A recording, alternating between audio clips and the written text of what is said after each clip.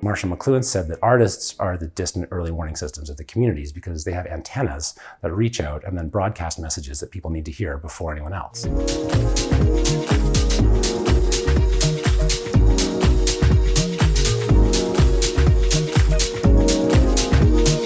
My name's Matt Masters-Bergener, and I'm a local Calgary musician. I work also in music curation. I make music, and then I help other people make music too. So that's kind of what I'm doing here, working on some of my own music, and then helping provide a space for some other people to share their voices too. So our plan for the concerts this run has been to do secret concerts, because one of my thoughts about being a musician in this day and age is that a musician spends a lot of their time doing things that aren't music related, like being a publicist or selling tickets. And I just help them by, giving them kind of the framework and the physical space to play.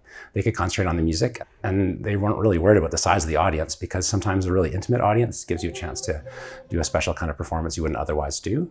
We had a really special moment on our first night. Blackfoot artist Terrence Houle was doing kind of like a digital powwow. And our audience that night was really small. It was just 2 people, but they were celebrating their 25th wedding anniversary. They came up from the suburbs, they drove downtown, which alone was a bit of an adventure for them. And they got treated to this special performance, which Terrence really customized to them in terms of the explanations he gave, the engagement that happened. And Terrence is also a photographer. That's kind of one of his main things. And so he had a Polaroid camera out and was snapping portraits of this couple on their 25th wedding anniversary that he gave them copies of. They left the space feeling really energized by what our goal was, to celebrate the spontaneous potential of art and music in the community.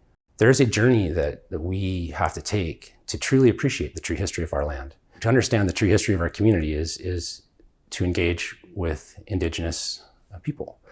And it's not always something that settler communities know how to do.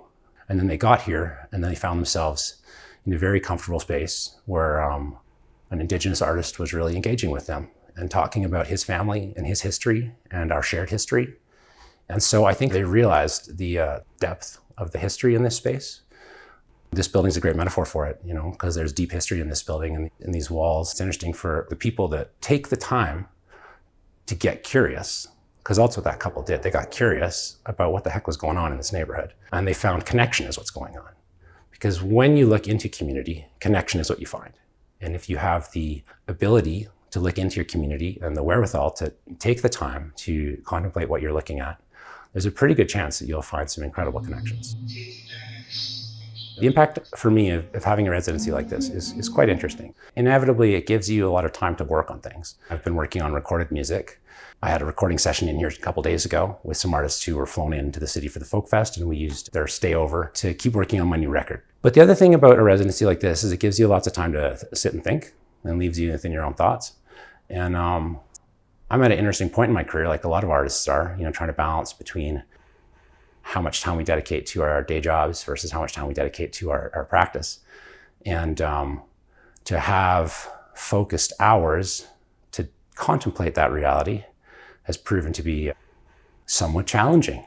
And I think that journey is pretty standard for artists, to have that question about their path or their direction. There is no path here, it says, far as it goes. Artists are ahead of their time. And one of their things they do is they synthesize meaning from the community and share it so that we have a greater understanding and a deeper understanding of who we are and what we're doing and where we're going. So creativity is important just because it's a fundamental aspect of life.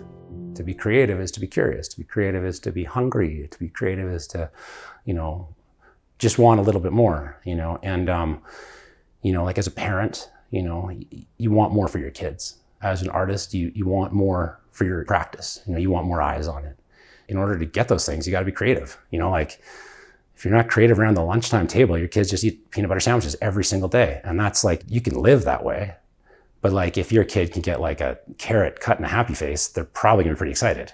And so that's why creativity is important, because it's important to be excited.